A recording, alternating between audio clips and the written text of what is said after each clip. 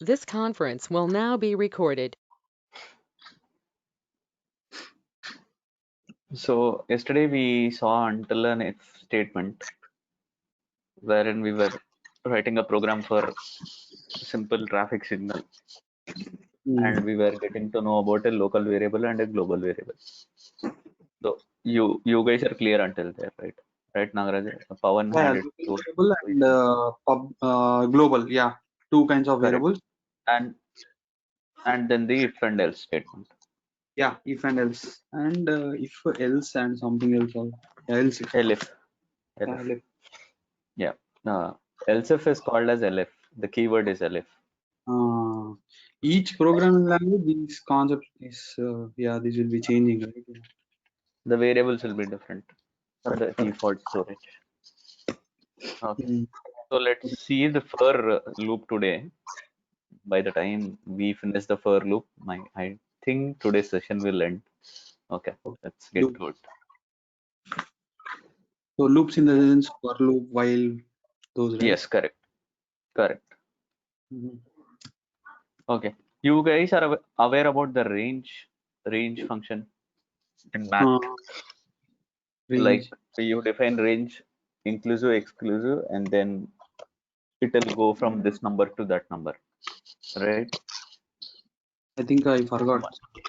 Okay. So range is nothing but if you define range, suppose this one to 4, Mm-hmm. you write it as range. Then it'll include 1 and it'll go until 4. I mean, it'll not include 4. It'll go to 3 and then break. Okay. So this is a range function. Mm. Okay. So let's see. You This want is to simple. print range come 1 to 4. So 1, 2, 3 will be printed. Right? Let's Mhm. see. So simple range, if you define range of 1 to 4, let's see what is happening before writing a for loop.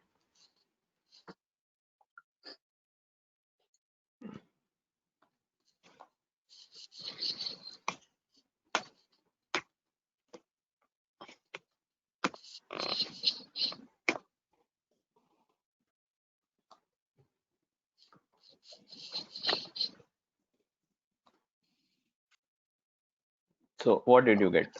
You did not get the answer that you are expecting. Your answer is Python is taking a range of 1 to 4. It is not telling you anything, right? You defined as range of 1 to 4, but it did not give you any numbers. Yeah. So how to get the range of that numbers? So there is a simple for loop. When I'll tell you one trick for a for loop and a while loop, when to use and where to use. When you know the limitation, when you know the end, okay, you use a for loop. That I want to try 5 times.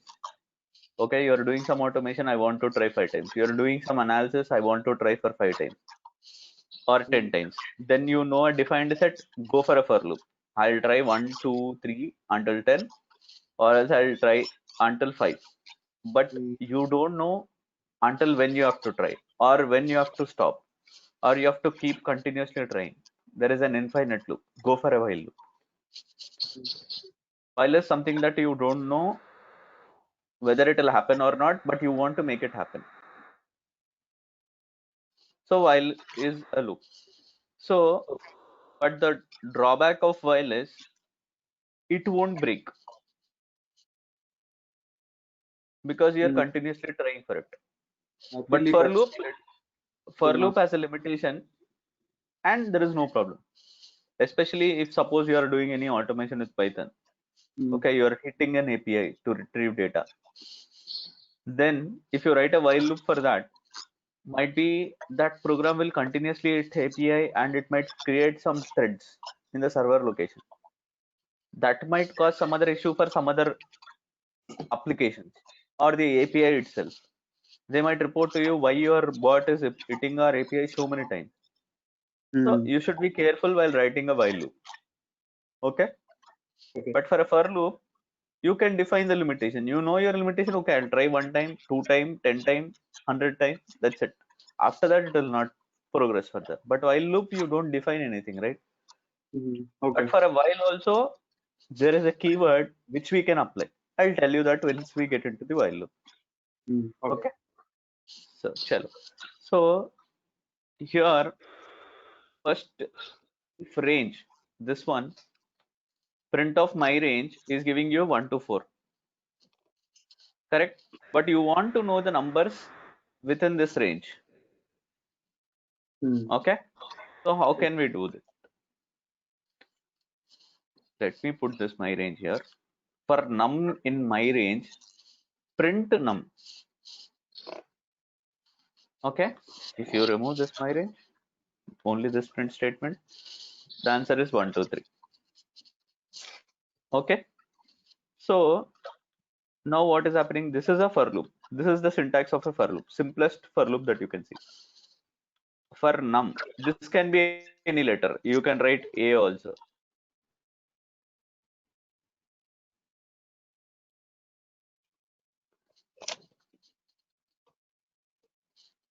This is the variable, my range. It is holding numbers from 1 to 4, excluding 4. And then this is iterating over this range function and it is printing you the numbers. Suppose you put 10. Is it okay? Understood? No.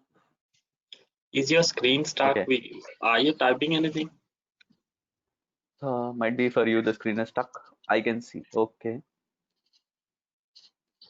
Okay, there is some delay, I assume there. What do you see right now on my screen?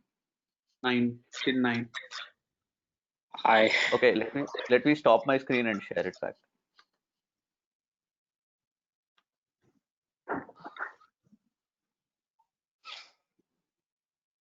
Now what do you see? It didn't go off at all. Is it so? I can see the screen. I don't know. Might be Pawan, you have some connection issues. I'll reconnect. Just disconnect and connect back now. Yeah.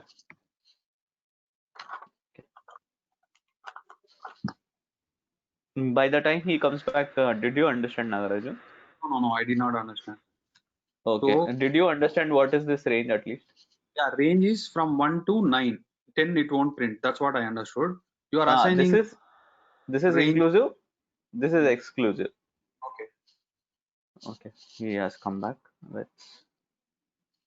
Okay. Can you see it now? No, I don't see any screen at all. Then there is connection issue from your side because Nagaraj is able to see.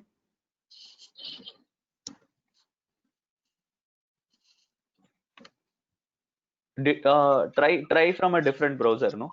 If you are using Chrome, use a Firefox and see. I was able to see now. On the top it says pass. Yeah. What you see right now? I am on the 58th Anaconda program line. I can see. Okay. So you understood range, both of you? This one. This you understood, right? This is inclusive, this is exclusive, this is range. Yeah. That much you guys understood, right? Yeah. Okay. For the for loop syntax is for element in a variable, print an element. This is the basic that you can write. This one, for element in a variable, print the element. Okay. So this A, you can write element easily. It's up to you what you want to write. So the answer is, okay, it will go through the range. First element is 1.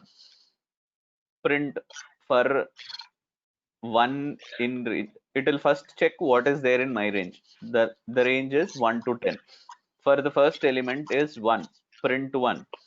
Then it will come back to the top. Next 2 in my range. Print 2. Next third element. Fourth element, fifth element, sixth element until 9 where it ends. Okay. Understood until here? Yeah. Okay. What would have been happening if I, instead of element, I would print my range? Any guesses? It would come 1, 10. Yeah, range 1, 10. It will print. Wonderful. Why did it do so? Because we are printing the variable for every element in it.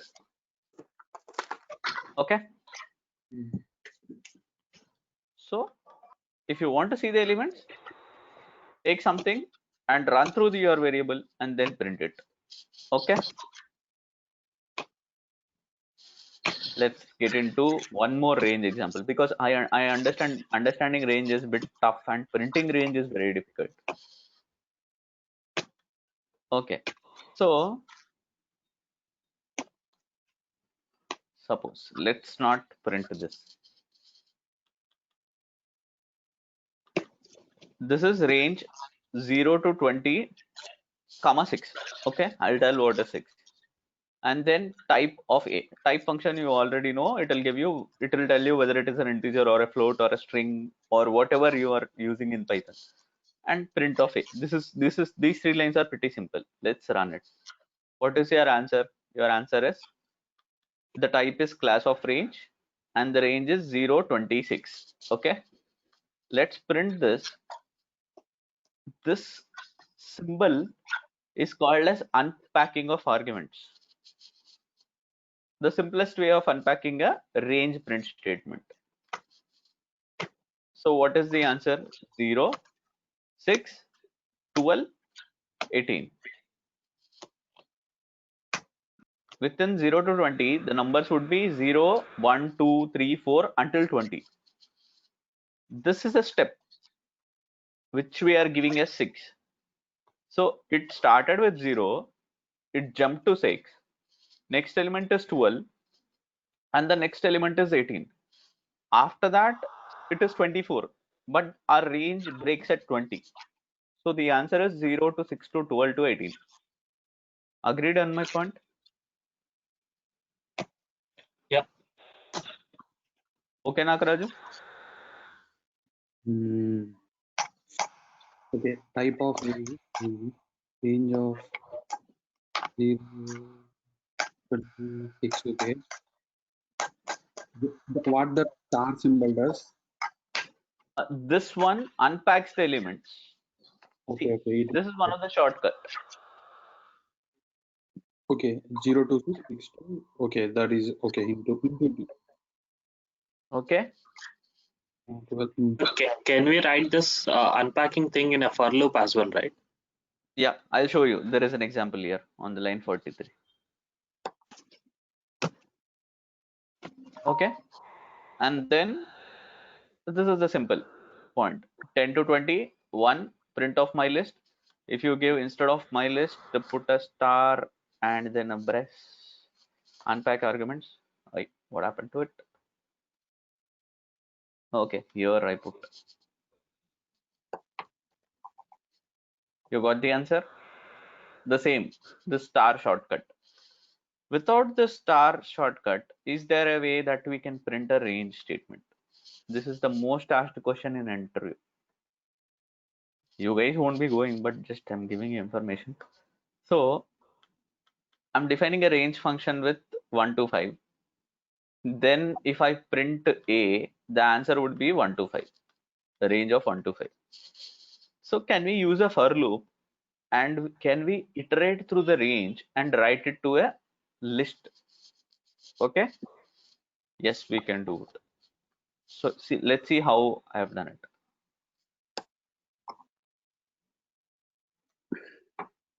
And I'll tell you the use of a global variable and local variable here. You might understand very well after this.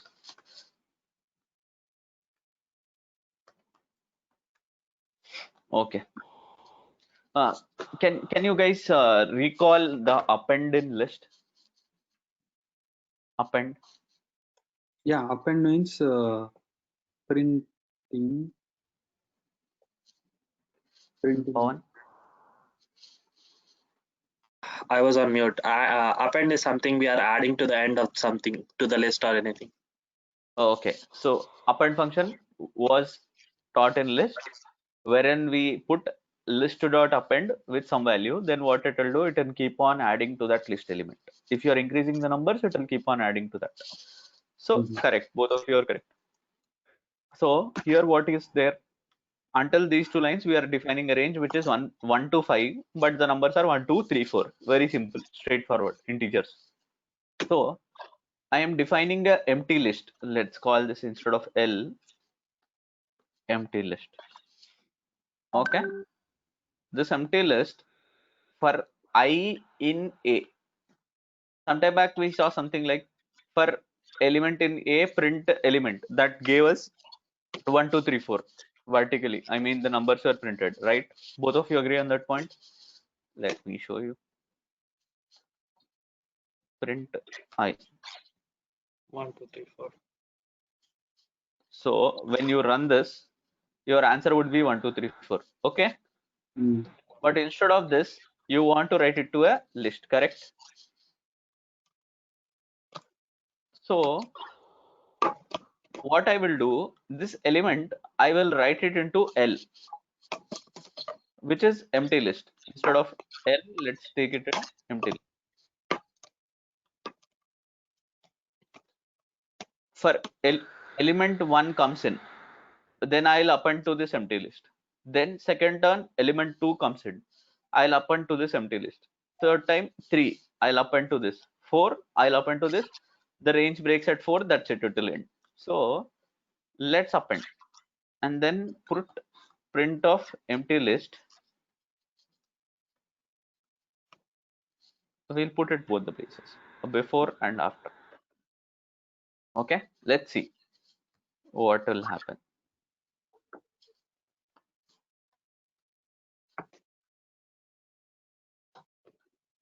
Okay, so let's decode the print statements, what is happening.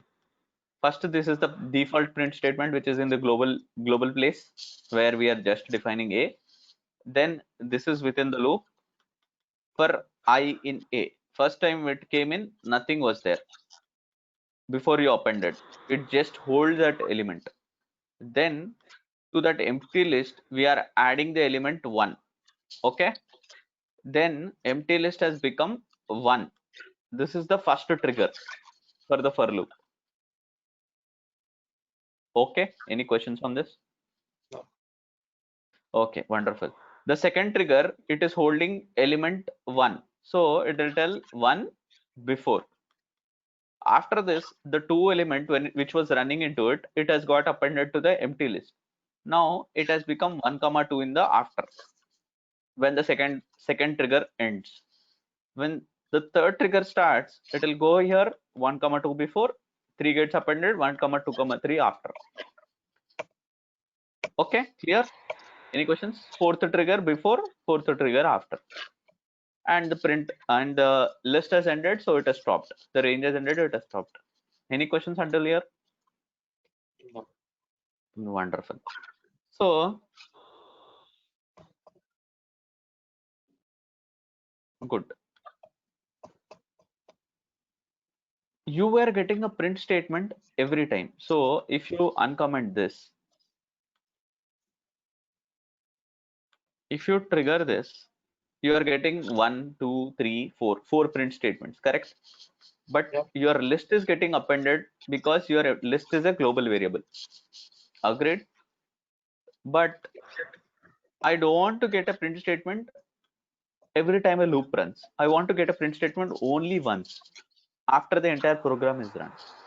So put the print statement outside the for loop and then run it. Okay. Should be till 4, right? Good question. I get that point. Why is it so? Any questions? Any guesses on that?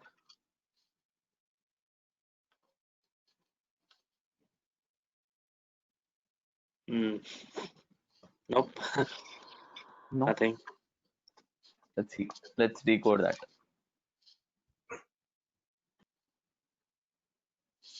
I always tell you, don't make a mistake of Okay. overwriting the variable, because my L somewhere before was already holding a element sometime back on the top or a previous function or something, right?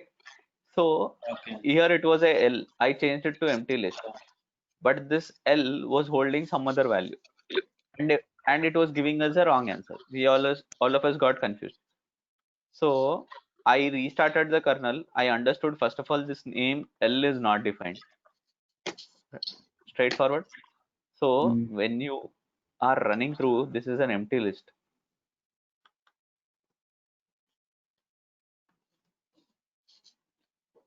We got the correct answer. Yep. Okay, Nagaraju. Yeah.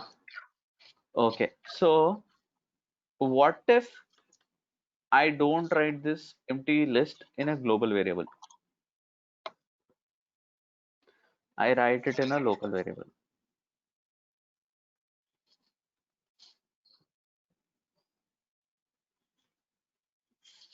What would have happened? Any thought what would be my answer before I run the print statement?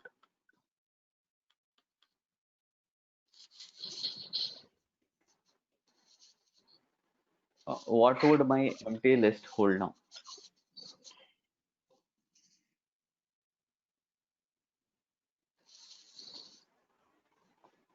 Just give it a thought, yeah, please. For the sake of first thing. Just thinking. It would probably run it because this is before the append, right? For I in A, for element in A, empty list is equals to empty and empty list dot append I. Yeah, since the append I, right? It's since the empty list variable, like the local variable, is before the append statement, so it would probably run. Yeah. It will run, but what would be my final empty list? What elements it will hold? Same thing. 1, 2, 3, 4. Nagaraju? We print for 5 times. Okay, what element we will hold in the empty list? Pawan is telling it will give you the same answer 1, 2, 3, 4. Oh, Anything from your side? on another thought, I think it would repeat like 4 times, I guess, like the empty list, because it's in a loop, right? It's in a Okay. loop. So since so the empty list, like the empty list, it would repeat for 4 times, I guess.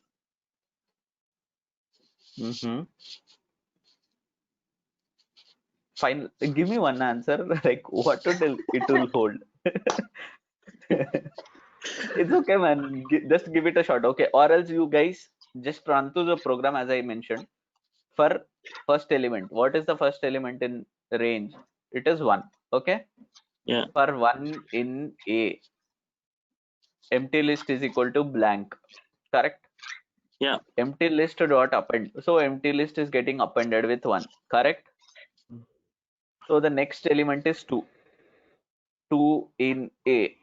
Empty list got replaced with a blank empty list now. 1 is disappearing. Okay. So So at your the end, answer it is will probably 4. Yeah. only 4. So when you define a variable locally within any function or a loop, the entire scenario will change. That's what I was telling you yesterday. Never define local variables until it is required. Okay.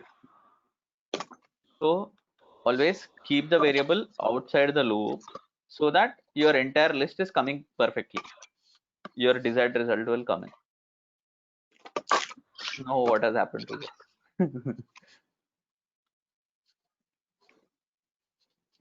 Okay. Yeah. Clear? Yeah. Let's go progress further. So in a way, to find the maximum number in a loop, we could like use it a local variable. Yes, you can do it. I actually, these are very good. I can tell you one most relatable example. I was working on one automation last week. I am trying to send WhatsApp messages automatically instead of using phone. Okay. So our suppose Nagaraju has given me requirement. He told me I'll give you one sheet of numbers or contacts. He wants to send his invitation to his friends or his colleagues or whomever it is. Some 1,000 people are there. So after I send the message, I should figure out, after my automation runs, whom I could send and whom I could not send. Correct? So first of all, I'll store his contacts in a variable. Yeah. That is an Excel sheet. I'll read that column. I'll store it in a list. Assume. I'll use a simple append. For every time the program runs, it is sending a message. I'll use append. I'll append the contact into one new list, like this empty list. This one, it is having all the contacts. Suppose assume. This is sent contacts. Okay.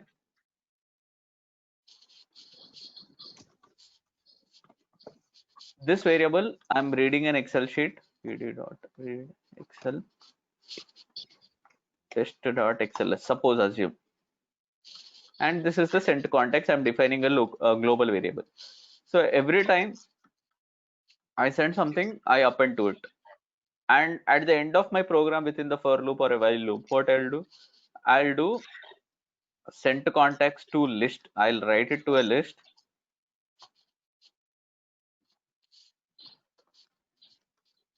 Something like this.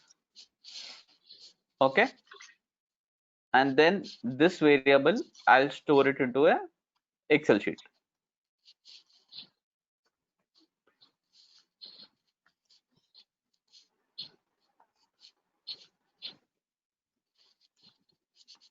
Some sent. Okay. Now, after the end of the program, if the messages are sent, his invitation is sent, it will come and sit in this Excel sheet. But this is my main Excel sheet. So when I do a simple comparison between these two at the end, I will get to know whom the message is sent and whom the message is not sent, right? Yeah. So you can think of the practical implementation of this for loop and append and writing to lists. Okay, no? You are getting the image picture that what I'm speaking to. Yeah. So this small code which we had until now, that for loop and the append, it can lead to a bigger picture later point in time. Okay, Nagaraj? Yeah.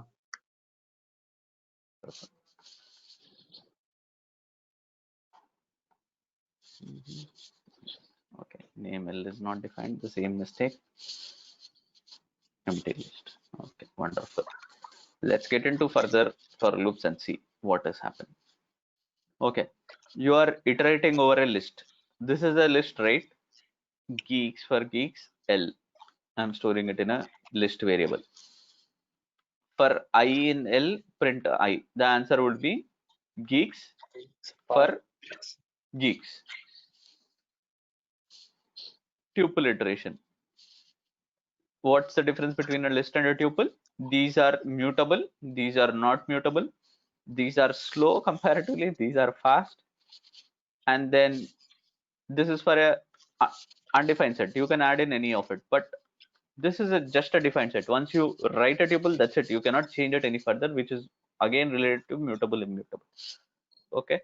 For I in T, print I. The answer is again geeks for geeks. Okay. String iteration. As I was telling you yesterday or day before in the conversation, someone will tell you, take a string and run through it and you print the entire string again. Okay. So for I in S, print I. The answer would be GEEKS. Okay. Dictionary iteration. This is a bit tricky. Okay. I'll tell you this in further cell, but let's run this above cells. Those are pretty simple. This ones will see the answer. Okay. List iteration. Geeks for geeks. Tuple iteration. Geeks for geeks. String iteration. It will print you through the entire this thing. Okay, clear? Any questions? No. Wonderful. Then okay, dictionary. First of all,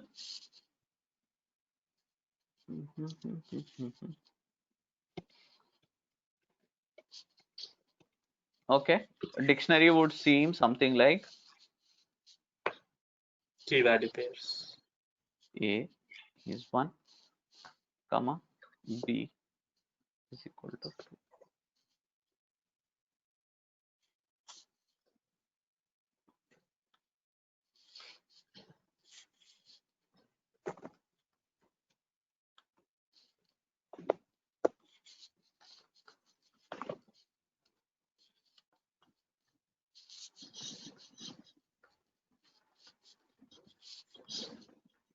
Okay. If you define a dictionary straightforward like A is equal to 1, B is equal to 2, print of D, type of D, it will give you these two print statements belongs to this D. Okay. This you guys are well aware about.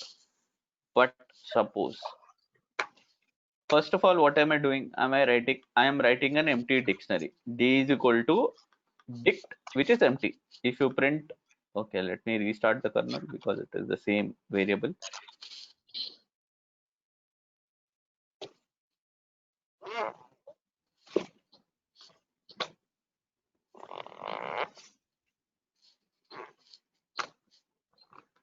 Print D. What is happening here? This is an empty dictionary. Then for this key XYZ, I am writing 1, 2, 3. Okay. For this key ABC, I am writing 3, 4, 5. So dictionary is getting written as XYZ key, it is holding the value 1, 2, 3. ABC key, it is holding the value 3, 4, 5. Clear until here? A small doubt. So D is Okay. equals to dict. You given like braces, right? Instead of flower braces. No, that's what I was telling you. If you write dictionary directly, you put for braces like this. Define A colon 1, B. Yeah. colon But 2. for empty dictionary, we should define it as like flower braces instead of braces instead of Round flower brackets. braces. Round bracket. You write. You can write. Okay, I'll tell you. Wait 1 second. Dict. If you define, it will tell you it is automatically this. Okay, but when you run, it won't give you anything. But when you put a flower brackets, it will understand this is an empty dictionary. Okay. Okay, you are calling the dictionary here. When you put a round braces around it, you are calling it. Instead of round, what happens if we put flower braces? Nothing. It will throw you an error. Okay. Syntax error. Okay. Okay. Print D. Sorry, capital D. So until here you understood, right? Defining a dictionary. 1, 2, 3. This is one of the way of defining a dictionary as well. So what if I want to run through this dictionary? Let me make it more complex for you both. Simpler complex, I would say. Okay. For I and D, print I, print D. Okay, what is this I? I told you it is an element in suppose a list or a dictionary. So what is I? The answer is XYZ.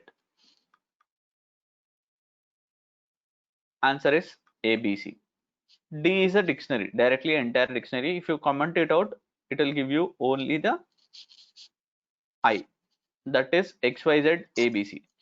What if I want to get 1, 2, 3 and 3, 4, 5? What can I do?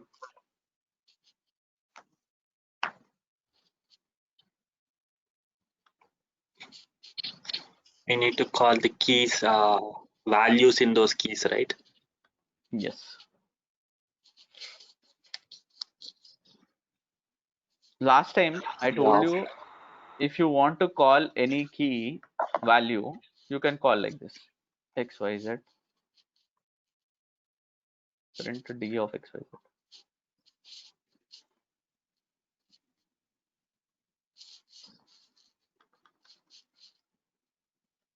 some brackets are missing. I put a square bracket.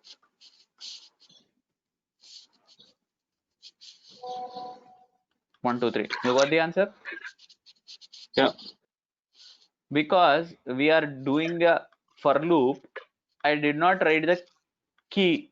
Instead, I wrote, anyways, key is bringing in this I. I wrote d of I.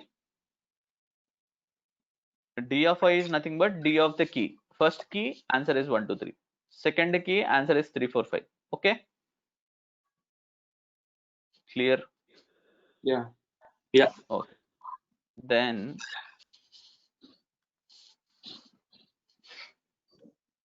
what if you write a print statement like this? How will your answer look like?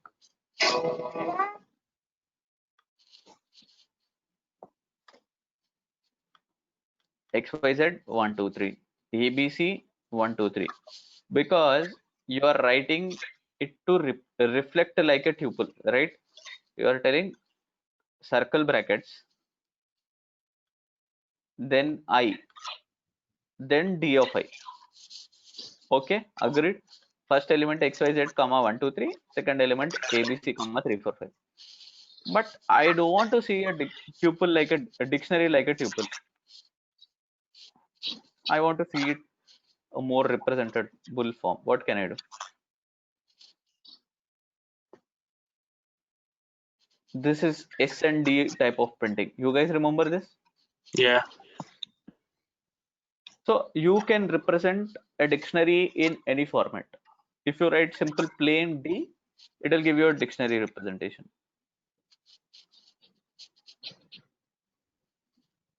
Okay.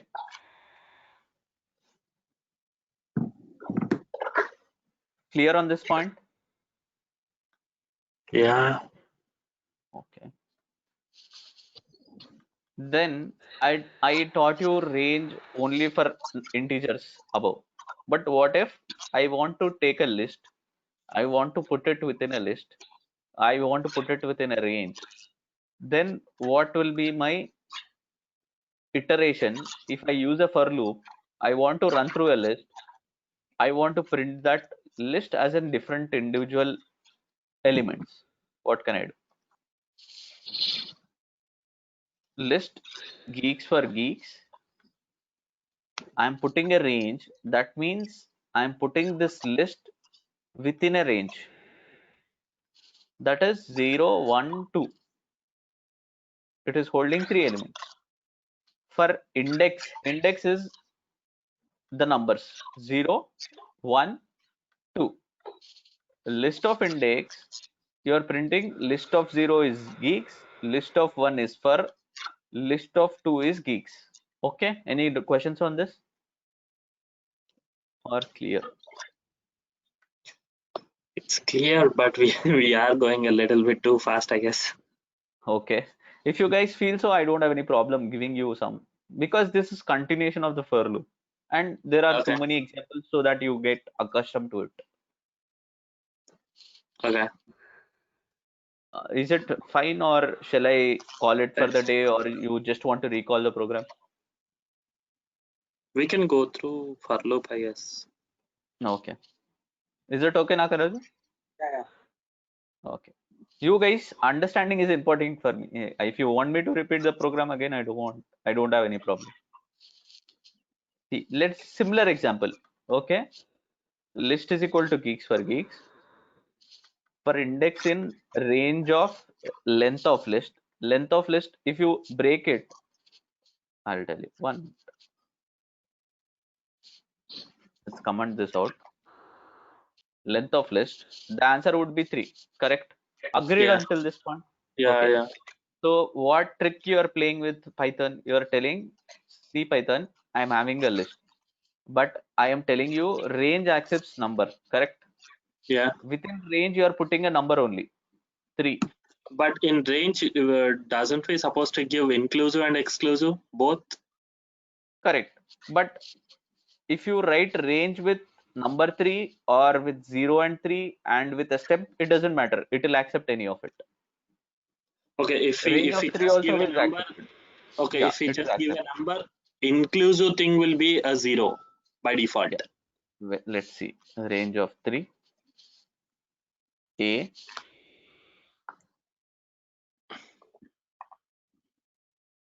print A. Okay, let's comment this out. Star A, right? No, I just want to show you what it is holding. Okay. It says, oh, okay. Okay, Okay. so 0 to 3 is always 0, 1, 2. 2.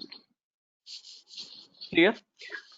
Okay. So we are tricking Python to take a string as a list element number when you are putting within the length element, length option.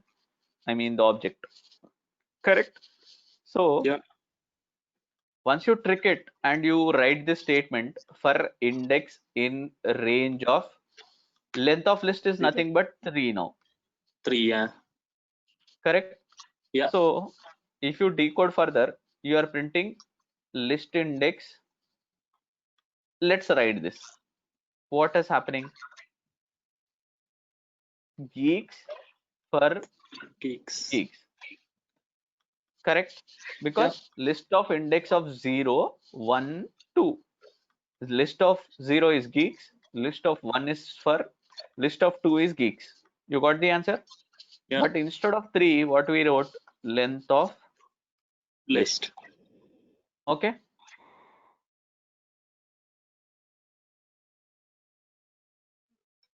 If condition, we can write a else condition. Correct?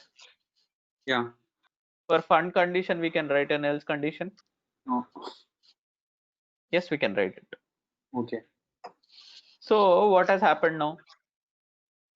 It ran 3 elements, 0, 1, 2. Those got finished. The 4th element, it came to the else part. For loop ended, you wrote a else part, print else inside else block. Once it broke the iteration, it came to this else and it printed this. Clear? Any questions? Clear. Wonderful. Let's see one more example.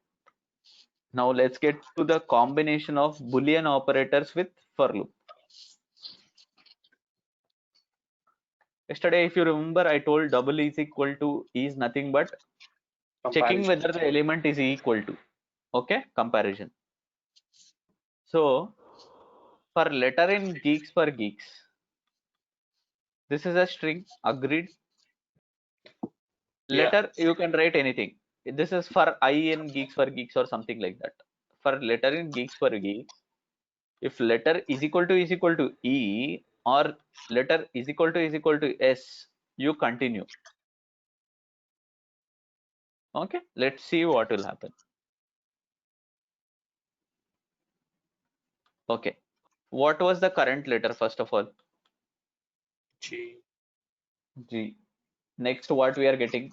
K. We are getting F.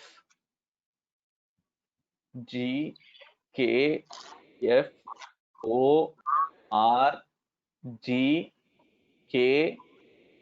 That's it. What happened? These two got skipped.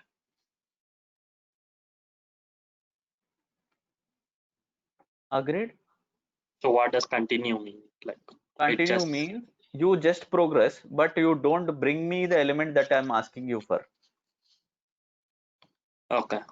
You continue, but don't bring these two elements for me. If I would have put a G, let's see what would have been my answer. E E K F O R E E K. Instead of this S, what if I put a K? The elements that I'm putting here, those are getting continued because of this element. Okay, if I put a break instead of a continue,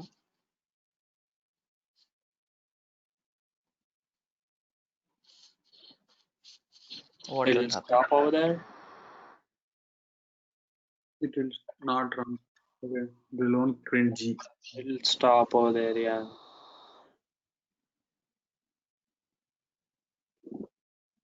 So how many type of these functions are there? Like continue, break, and what else? One second, I'll tell you.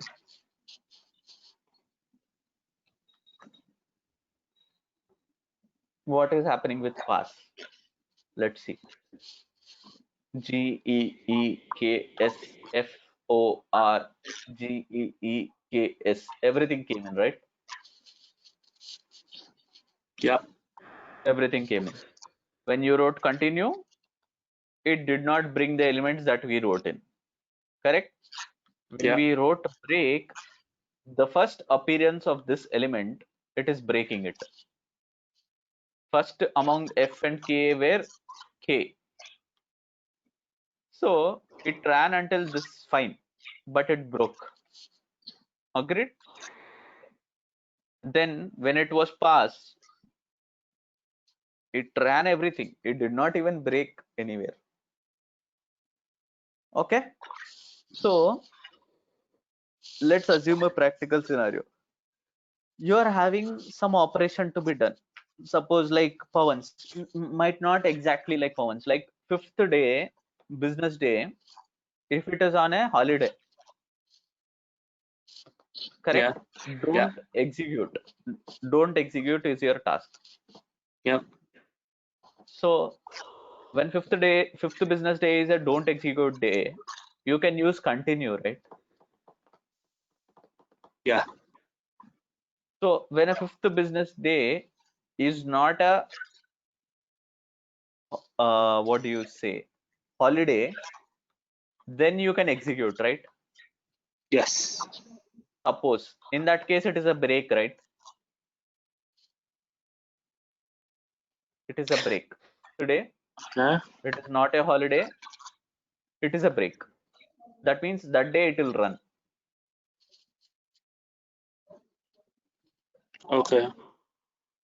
Fifth business day was a holiday, then it is a continue. Fifth business day, it was not a holiday, then it is a break. If you don't have any limitation, you can run on any day, then that is a pass. Agreed or confused? Confused. Okay.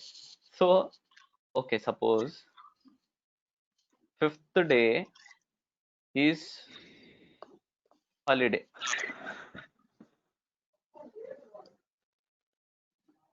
Continue. You don't run it. Yeah. Fifth day is not holiday. Break. It will work. It will print the fifth day here. Yep. One, suppose. You don't have any problem. Fifth, I don't have any problem. Pass. Pass. Easy to understand. Just it is not 100% solution for your thing, but I'm just giving you a practical situation to understand. Yep. Yep. Okay. So those are the three keywords. Okay. Let's see this break and then we will end because I have to take one more session. So for letter in Geeks for Geeks, if letter of E or S break. So first element was G, it was fine. Second element is E, it broke over here. It's okay, or any confusion in this, Nagaraju? No. Clear, no? I need to. If it was continue, It will go it till would yes. have been. If it was pass,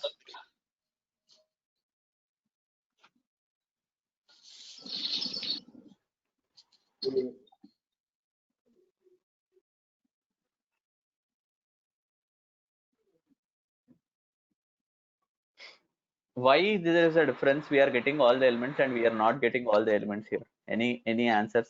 It is very evident among these two programs.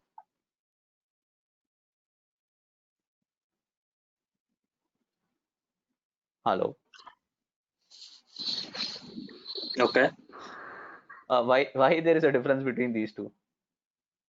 Because the print is in outside of the for loop, and then Perfect. the You print guys is. got it right. You guys got it right. That is the only difference between these two. Yeah. But you understood the concept, right? Yeah. Okay. Chalo. Guys, there is a new guy joining, so I have to take a demo session. If you don't mind, Pawan and Nagaraj, we'll meet tomorrow. But tomorrow Yeah, sure. I'm not joining. Tomorrow you won't be joining? No. Wednesday. Okay. Then in that case, Pawan, you want to Yeah, continue tomorrow or you will wait for Nagaraj? up to you guys.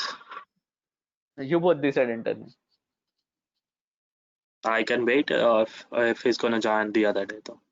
Yeah, I'll join on Thursday. Then. Sure, Because sure. I want to continue on the same sync. Okay. Yeah, So sure. let's see. Okay. Right then. Chalo. Today I'll send all the material, man. I Bye. was busy yesterday because it was my period opening day in the office. So I was very busy. Yeah. I'll send it Just today. Okay. email Chalo. thread so you can refer in future. Yeah, I got it. Your emails I have it. I'll send it on that. Okay. Yeah. Chalo, thank you. Bye bye. Bye bye, both of you. Bye.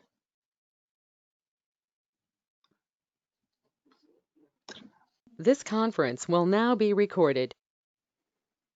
Okay. So once I give you the demo, like why and where we are using, what are the different modules that Python can help you out with, then we will help you out with the installation of one of the IDE, which is called as Anaconda. And then we would progress with further things like numbers, operations in Python, what is a string, what is a list, data types. And then slowly we'll further progress into writing a for loop, while loop. Might be. Did you learn any of the programming language like C or Java when you were in college? No, nothing at all. Okay, then that is brilliant. Actually, this is for that such kind of people wherein we go very slow and pretty slow paced. That any programmer who knows basic English is sufficient for us. Okay. And one of the good thing about Python is like it is as if you read English language. Okay. Not many semicolons or a flower brackets written in front of it, where it is very difficult to understand. Right. Once you read a program, it is pretty simple. Like a for loop is as simple as, might be you have seen the other session at the end. Like you see, Yeah. for letter in Geeks for Geeks. This is very readable in English. I'm checking the letters within the string, Okay. right? Okay, Right. might be the page hasn't reflected. No, it's not reflected yet. That might be some issue. Okay. Okay, now you can see that. Right. Geeks for Geeks. You can read this. This reflects to be pretty simple English, which I have highlighted.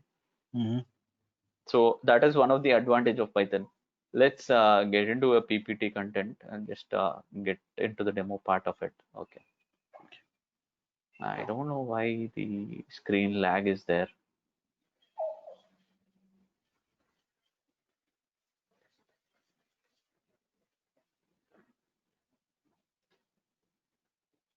Okay, you see the PPT right now, right? Okay. So Python was invented in 1989 by a developer from Google itself. His name is Guido van Rossum. So this programming, as I have shown you, it is pretty simple, easy in syntax, easy to read, easy to write. It's as if you're learning basic English only. I see someone else also joined. It's Hi, Vishal. Okay, let's continue then. Hello, Vishal.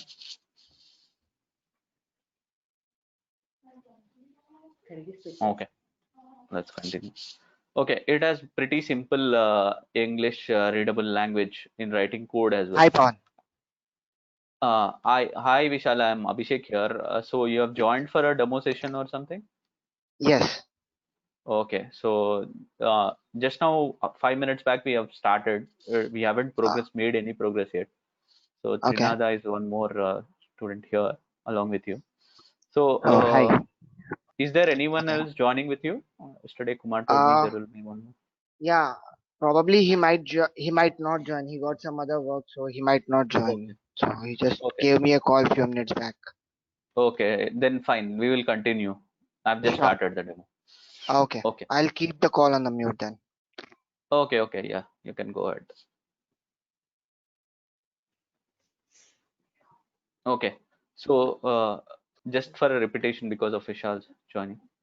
Python was invented by Guido van Rossum, and then it is a pretty simple basic language wherein the syntax isn't very difficult, and it was started in first coded in 1989 by that guy itself, and he worked for Google. And then previously, the most popular version of Python was 2.0 in the year 2000s, but now the latest current version is 3.8, and there are few differences for Python 2 and Python 3. We will get into it once we further progress into the sessions wherein we will see why Python 2 and why Python 3, what's the difference between it. And you might be aware, like Python we can use across platforms. Like there are few companies still using Solaris servers in the practical situation in any company. If I work for one of the client wherein the servers are still Solaris, they did not migrate to Windows. They are comfortable with it, whatever was there, so they don't want to break it. So such kind of things, Solaris server, our Python installation is 2.5.3. It is not 3 change yet. So there are few customizations that I have to do if I have to write a code in Python 2.0 change, or if I have to write in my local machine for my confidence in Python 3.0. First of all, when you write any program, you write it in your local, right? And then you slowly migrate it to the server location. But the changes are not that big, like a 2-3 changes, which are pretty simple, which will be taught to you. Okay, let's just progress further. Okay, why learn Python? It is fun to use scripting language. I'll object oriented. Vishal, you are aware about this object oriented programming? Not in detail, but I know the basics of it. So one basic question that I missed to ask you, like, what is the motive behind learning Python, and why you want to learn Python, and what you want to do with Python after this course? Okay. The main intention is like I'm basically from a testing background, so Okay. there's a lot of automation being performed at the org level. So I've been working with VBScript for almost 5 or 7 years. So so the intention is to learn Python and move on to the automation area. And I've been working on the databases and Tableau reporting. So which in turn got an idea, which in turn told like this could be a key factor for further analysis of the trend tools that we got with the machine learning and AI thing. So that was the intention of getting into this one. Okay, right. Because just before you joined, I just gave an example of Tableau to Trinad, and then I told him about the automations of Excel sheet also. So VB scripting, you are handling automations of Excel sheets, right, Vishal? Excel databases, Word documents. Wonderful. Then there is a beautiful module. I'll get into that modules page, and then I'll tell you. You will feel writing VB script is a waste after knowing about that module because it is that simpler. Okay. So it is very easy to learn and powerful, scalable, easy to maintain, high productivity, and lots of libraries.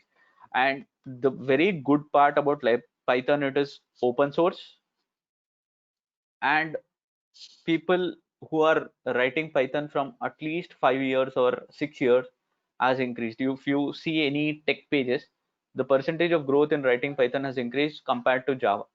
Java was started in 2005, but Python was started in 1919 HCL, but the popularity of Java was more a decade back. But now popularity of Python has been increasing because the behind language in YouTube was Python. As the popularity for the Google products increased, the popularity for Python also increased, and people started to notice it. And once you see the Python programming and the Java programming, defining variable in a Python is as simple as, one second, let me show you.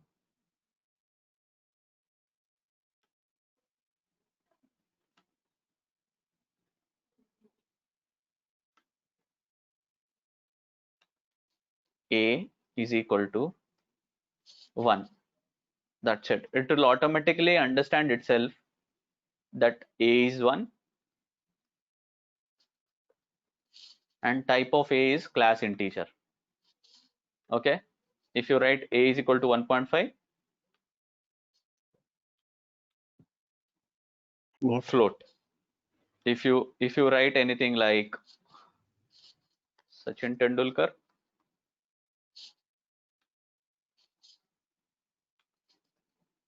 string, no need to make any definitions like Java, like wherein you say, okay, I'm defining a variable which is an integer, and you consider this A variable to be that integer, and tell that I am writing an integer, you consider this as an integer. It is just a one line.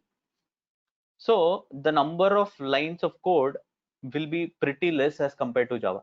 Java, you might write some example 10 lines of code. In Python, you will write it in 2 lines. And it is very readable. Do you guys feel this one to be very difficult, like writing A is equal to 1 or A is equal to Sachin Tendulkar? Any No. feedback on that? No. Wonderful. So, and if you have any problem, suppose I'll tell you.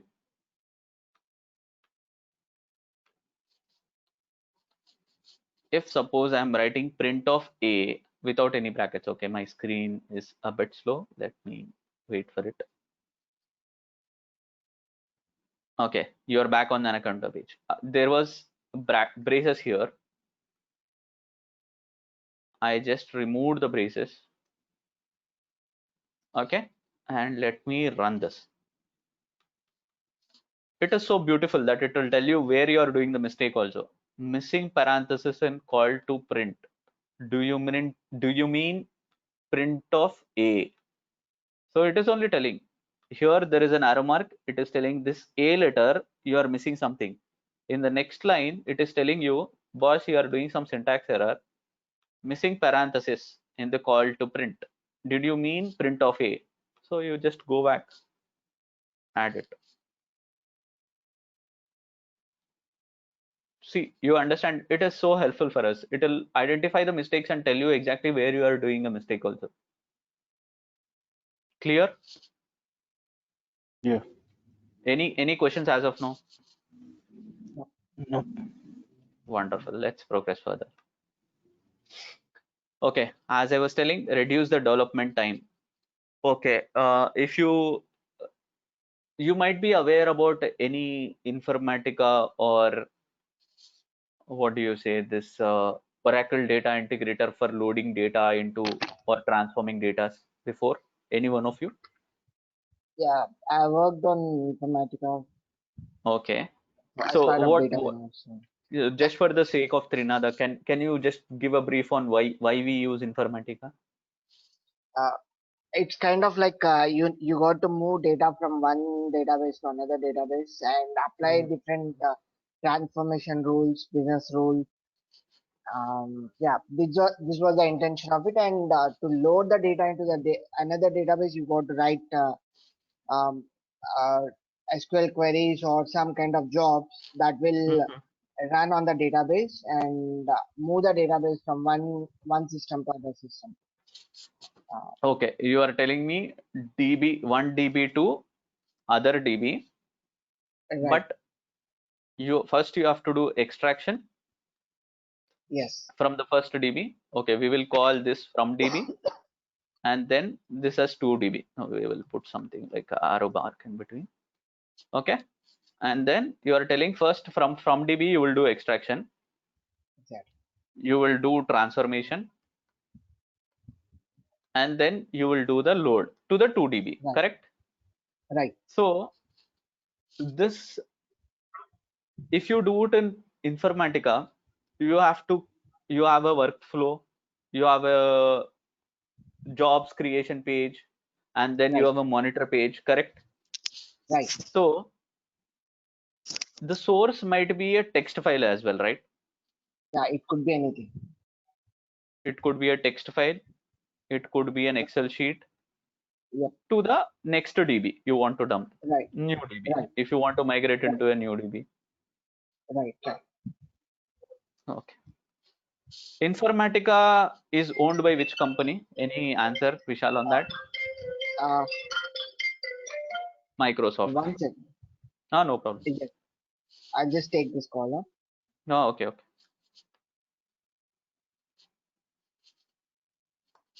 Trinada, if I go somewhere above the level, just stop me. I'm just trying to give you an example why the development time and the effort is less, and we can save money as well with using Python.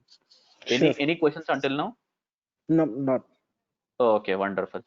So Informatica is owned by Microsoft, and Oracle Data Integrator is owned by Oracle. And any companies in the market right now who are handling data extraction and transformation and load, especially the finance companies or the insurance companies, they have to handle with data, and huge amounts of data means they have to have one of these tools to load the data and transform data. So, okay, if it is a big organization like GE, Amazon, or such kind of things, they can afford these two tools, right? They can go with Informatica or Oracle because they have pretty huge data and pretty big clients, and they can pay money for it. And these two companies charge a pretty big sum of amount. But why use such big tools when you can use it or code it using Python itself? Can we do these three jobs using Python? Yes, we can do it. So we can use Oracle CX module to connect to Oracle database, or we can use Psycho PG2 to connect to Postgres database. Transformations you can write in Python. It is pretty simple language and wherein you can code, and I'll show you one of the transformation, pretty simple. And then you can load back the data to Excel sheets or whatever you want to, or the database using these two modules. Suppose if you are using Excel, Pandas. If you are using plain CSV, then you can use CSV module. If suppose you are reading from text file, you can use Pandas module. Okay, I'll show you. One second, boss. Suppose assume there is, okay, simple interest we'll calculate. I'll show you how difficult it is or how simpler it is with this with Python. Simple interest. Suppose there are 3 columns in a database. I, which is interest rate, which is suppose 10%.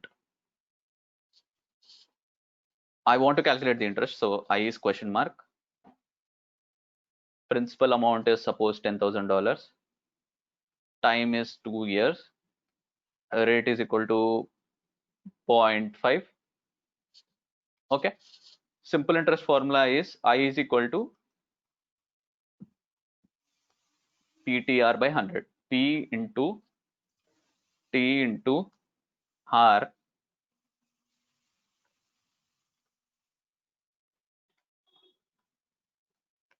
by 100.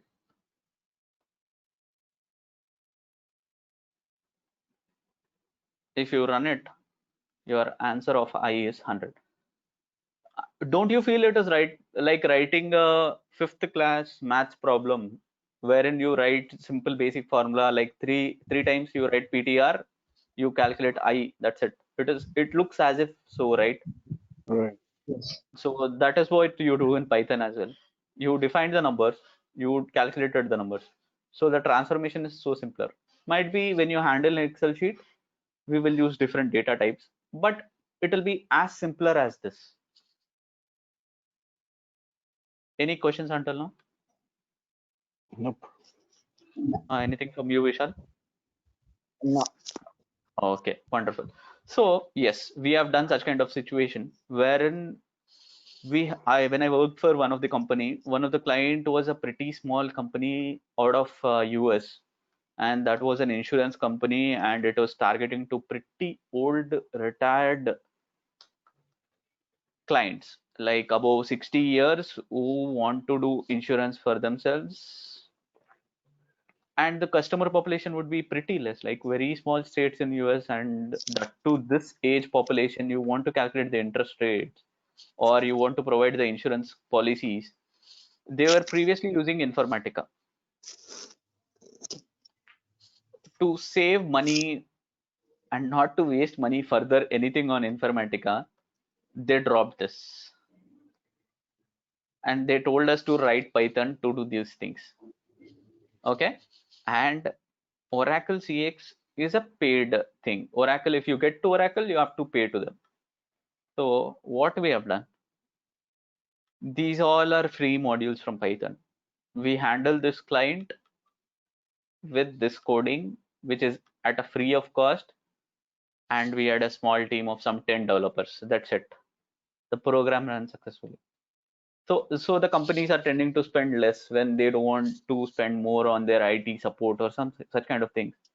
When everything is available for free with Python and you have a technical expertise, you have to pay for the expertise one time. Once you write the code, the other developers just replicate the code.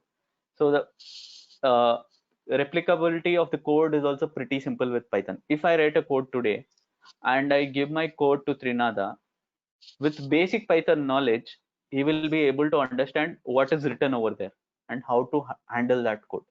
So the reproducibility of the code of Python is also pretty high. So you guys understood right now, right? What is the advantage of using Python for this company? You can save a lot of dollars with this. Okay. So let's progress further. So these all are like pretty textbookish, and I've explained you with a practical example of that insurance company. Easy to learn, use as a developer, easy to understand codes, easy to do, team projects, extend to other languages. Okay, wonderful. So where can you use Python? You can use Python in database programming, text to data processing, automation, numerical operations, graphics. I would say this is pretty less, not that favorable as well. We will see that later point in time. And then system management, especially scripting or the development side, graphic user interface, internet programming, and there are many more things that you can do with Python. Let's see. Yeah. Graphics as in like that graph GUI. that need to be generated. Okay. Now, if you want to build any programs, I mean the games with Python, you can do it. Okay. But Okay. those are not that popular as the other applications. Right. Yeah, there is a limitation for that.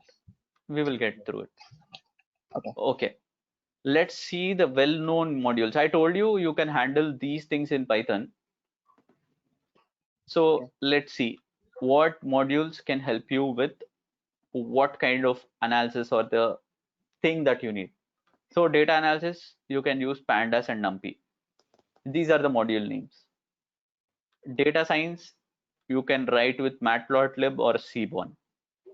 Automation scripting, nothing, just write .py files, call the py files, it will do itself. If suppose you just need to write this program, you wanted to call a Excel file and apply this formula. Suppose you had a very basic operation for a 5th class student or someone. You wanted to calculate a columns, 3 columns of data, whereas principal is there, time is there, interest rate is there. You wanted to rate is there. You wanted to calculate the simple interest for it. You just write this program in a Python file and call that Python file. It will automatically do and give you how many ever rows it will give you in some 2 minutes. So it is as simple as that. And then for testing frameworks, you can use Selenium or PyTest. For ETL, as I told you, CSV, JSON, pandas, such kind of things. Web development, you can use Django Flask. Artificial intelligence, scikit-learn, Keras, TensorFlow. So web scraping, if you want to, you have heard about these websites called Trivago anytime? Trivago is the holiday plan, or I don't know. So correct, wonderful. So Trivago gives you the best price across different flight booking or hotel booking apps, right?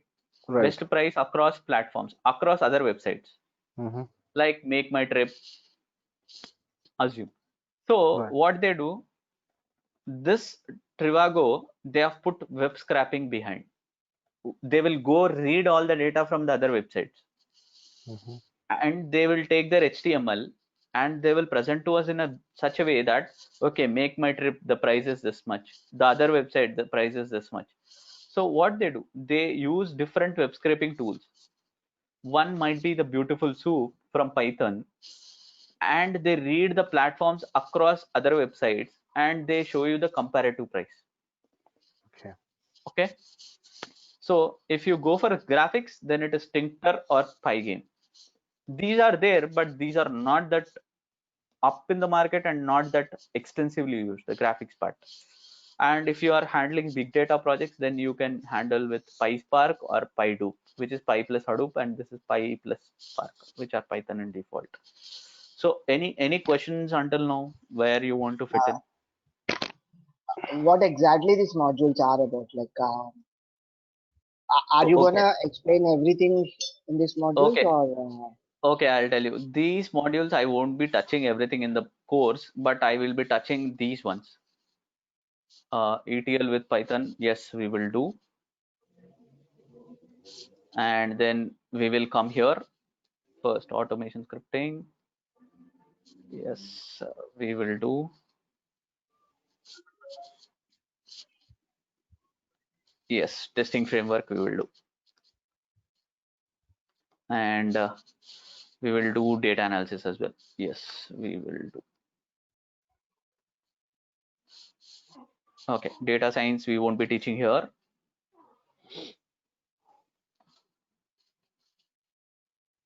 Okay, these four things we will be doing, the first four Okay. in our program, in And our course. okay. And what exactly is the difference between all these modules? Are like, yeah, we got to know like NumPy and Pandas is used for data analytics, and for artificial intelligence we use other modules. So, is it that classes that we got for each module, or what exactly is this about? So first of all, Python programming, okay, you might be aware about this, so that question leads over there. So Python programming handles you until the basics of Python, wherein you are able to reach until the concept of OOPS, object oriented programming, where you can write a class and you can replicate that class for further usage, right? Agree to that point, Vishal? Okay, Yes. but above that, if you want to write everything in pure Python programming, suppose you want to handle reading an Excel sheet using Python, then you have to write a class to read an Excel sheet, correct? Which would Right. take 20, 30 lines for you. Okay. Right. But Right. this module of Pandas, I'll show you how difficult it is to write with a code. I'll tell you how easier or difficult it is. Import Pandas as PD. Okay, let me take a simple Excel sheet.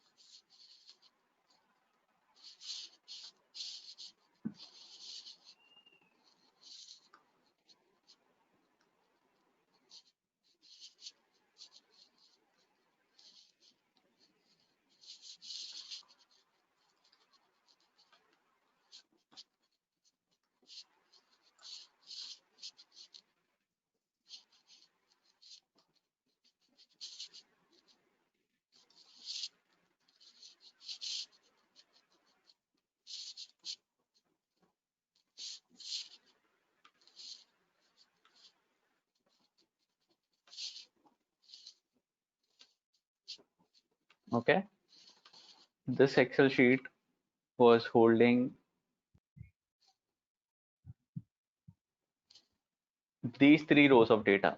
Okay, Excel sheet is this pretty simple. And to read this Excel sheet, I had to write only just 2 lines of code. Okay. So you understand, if you know these modules, your life will become simpler. So your point of writing this thing, what do you say, VB scripting, Yeah. hardly, if you waste 2 days of time, if you know this Pandas module, you can write it in half an hour. Okay, so your life will be made simple if you learn this module. So I will be teaching Pandas, NumPy, then I will be teaching Selenium, and then I will be teaching you the CSV module, JSON module. Again, anyways, the pandas is already taught. Anyways, I'll teach you the pure Python core programming. So the course content, if Kumar hasn't shared with you, then this is the course content for you. 1 second. Where is it? Okay, let me open it. I'll put it on my desktop.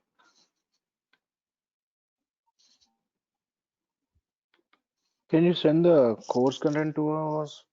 Yeah, I don't have any problem. Yeah. So this is the course content.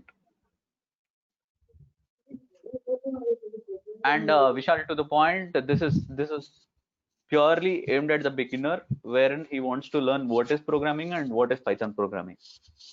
And by the end of this session, you will be knowing complete Python programming, and then at the end of it, you will be handling pandas pretty easily, and you can automate a pretty basic website if you want to, wherein we teach Selenium as well. Okay. So the other modules what we got like Django and all would be part of advanced Python sessions, right? Yeah, those would be different platform MATLAB completely. and, okay. Yeah, those will be a different platform completely. If you want to learn data science is a complete ocean again, wherein you would be required to know a lot in Python and then get into data science. And for knowing data science also, you need to know statistics. More than programming, you need to be an expert in statistics. Right. Yeah. Okay. So that's what you can do all these things with Python, but our course limitation is existing, and we will teach you this. Yeah. These are not covered in our this thing. Just for your information, as you asked, I just let you. Okay. So that is the thing. Good, I can continue. It at least gave me some idea exactly what I'm learning. Yeah, I'm going correct. to learn here. Correct. Agreed. Any questions that you guys want to ask? No, I mean, so you will be covering the whole core Python and the top 4 modules, right? So Yes, correct. how long is this course? Yep. 40 hours. 40 hours. That's like 40 days. 40 hours, I would say. Okay. Some here and there, it would go to the hours extent somewhere. Like if I take 1 hour 15 minutes, I wouldn't count that 15 minutes extra. Right. Understand. Yep. So that's what, if you just get into the basic Python programming and you know the basics pretty strong, learning the new modules is not difficult, because see, I have totally 8 years of experience until now. And then my Python programming journey started after my MBA, not even after my bachelor's. So after I did my MBA, I was pretty sick of writing this Excel sheet tasks, doing those manual tasks daily. So I got to know about this beautiful module called Pandas. And then I learned Python first, then I learned Pandas. So some 6 months, because I learned it on my own, researching somewhere, YouTube, all the text, Python programming and all, it took me 6 months.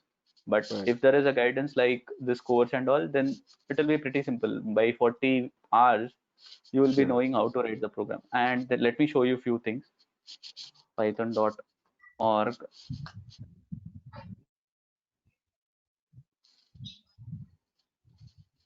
Okay, this is the Python basic website wherein our Python is born. So you can just, Yes, Vishal. Okay, let me continue. Okay, this is our website wherein you can go download the basic version of Python for Windows, and so just Abhishek, you can do the basic. Quick question. Yes. Sorry to interrupt. So yeah, I just went ahead and I downloaded Python 3.8.2 or something, and I just found out that my company is using PyCharm. Agreed. I get it. Those are called as interactive development environments. Those are IDEs, right? Yeah. Correct. Okay. So IDEs famous among Python are, I will tell you. I have done coding in all the 3 IDEs. I'll tell you. Anaconda, PyCharm, Eclipse. Abhishek, your voice was breaking. And what exactly you told? The question was relating to the IDE, which is called as Interactive Development Environment. The voice is So breaking. might be your signal is poor. Trinada, you are able to hear me properly? Yeah, I can hear you. So Vishal, the problem is on your side, I assume. You are able to hear me, Vishal? Hello. I cannot hear you, Vishal. Yeah, sometimes it's getting, the voice is getting breakdown. Might be the network is poor on your side. You hear me now? Yeah, I can hear Hello. you. Okay. Sometimes the voice is getting break. That's sure what. Might be the network is poor on your side. So interactive development environment, the question was on. So Trinada's office, they are using PyCharm. But I've coded on all these 3. So Trinada, if you want to install PyCharm, that would be good. But this is the most easiest thing. Anaconda, if you use, right, you can learn the basic programming. Okay. This, whatever you see right now on my screen, is Anaconda. Right. Yep. So programming doesn't change, but the platform's IDE, this is just a bit beautiful compared to what we see on PyCharm, which is a darker screen and not this convenient as what you see. Okay. So you can use this. You can install PyCharm as well. So you can just replicate the code what I'm teaching in PyCharm. That will be very convenient for you. Sure. Yeah. So python.org, this is a basic CMD module wherein you will get the IDLE. So let me go here 1 second. Sorry. Command prompt.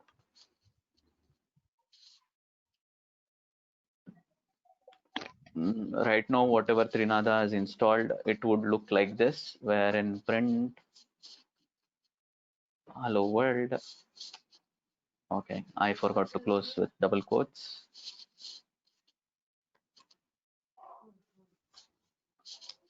So a is equal to 1, print of a, print to type of a. Okay, you see it. So you can code here also, but an IDE interactive development environment gives you more better way of coding, and it feels so easy coding in an IDE more than a command prompt. Right? Yeah. So if you want to install Trinada, then you can go to this website, Anaconda. Just go over here.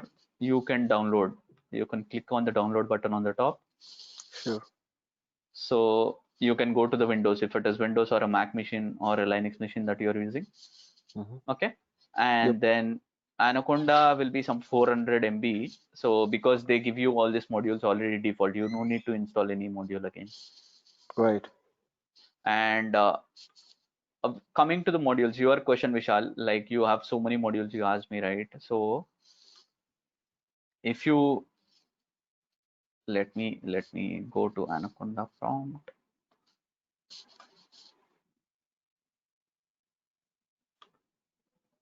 One minute.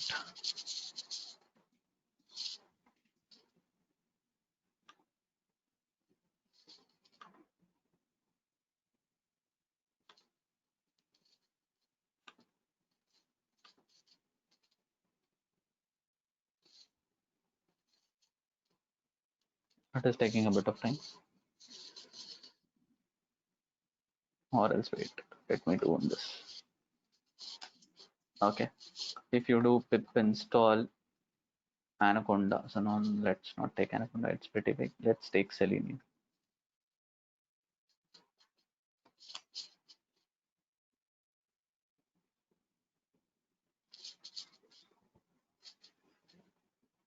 Installing any module is as simple as this, both of you. So you go write pip install the module name. If you want to install pandas, pip install pandas.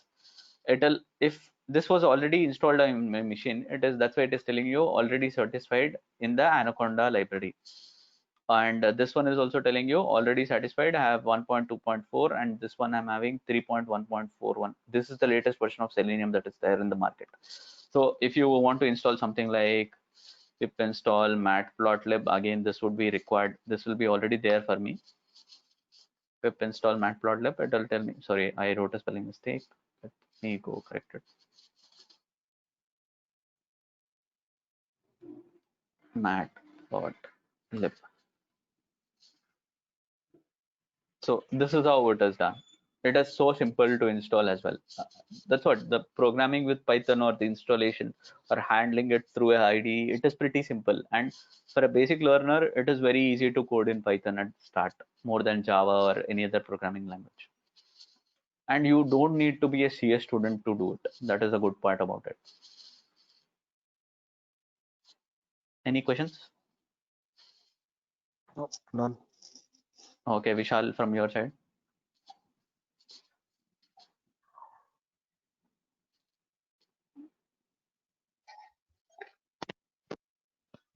Hello. No questions. Okay, so that would be considered as my demo. So if you are liking it, you can progress with the further steps. But tomorrow, if you are joining back, then I would encourage you download Anaconda and just come in, so that that 400 MB file download will take basing on your internet speed. I can help you out with the installation of the program, and then we can start off with the basics. So Is yeah, that let's okay? just say, yeah, let's just say if we want to join tomorrow, so will you be starting from the beginning or right from the scratch, or how does it work? No, for you and the new joinee, if it is you and Vishal joining together, then I'll cover up with the basics like from the first session, and then we can see whether we can merge you with the other batch, or we will try to cover it up. But yours is again a new start. Right, right. Yeah, yeah, I understand. So, and what will be the timings? That I will let you know by evening, because I have to speak to Kumar and Sure, make an sure. arrangement. Yeah, I understand. Yep, not a problem. Yeah, we'll also talk to the concerned party and Yeah, we'll correct. let you know. Yep. In the meanwhile, if would you mind sending us a PPT? I will. No, I don't have any problem. I can give you that. Yeah, I'll just You can check. text me your WhatsApp here. I Yep. mean the email ID. Yeah, I Yeah, can that's just send you. Okay, wonderful. I also messaged you my email ID. Yeah, I just saw on the chat window. Yeah. And so, with respect to the timings, have we got only morning sessions or we got any evening sessions of the Uh, IST? I think you are working in Infi, right, Vishal? Yep. Yeah, yeah. Even I work in the very beside company as you are, so I have to reach Yeah. office in the morning, and I'll be working pretty late. So morning or the weekends, I am comfortable with. Okay, we'll check on that. Yeah, sure. Yeah, you can speak on the timings to Kumar, because he's the Yeah, organizer for the sessions. Yeah, I'll do that. yeah, yeah. Chalo then. Bye, bye, Trinad, and bye, Okay. Vishal. Yeah, Hi. bye, bye, Yeah. Thank you. Thanks. Bye, Thank you for Abhishek. your bye, bye.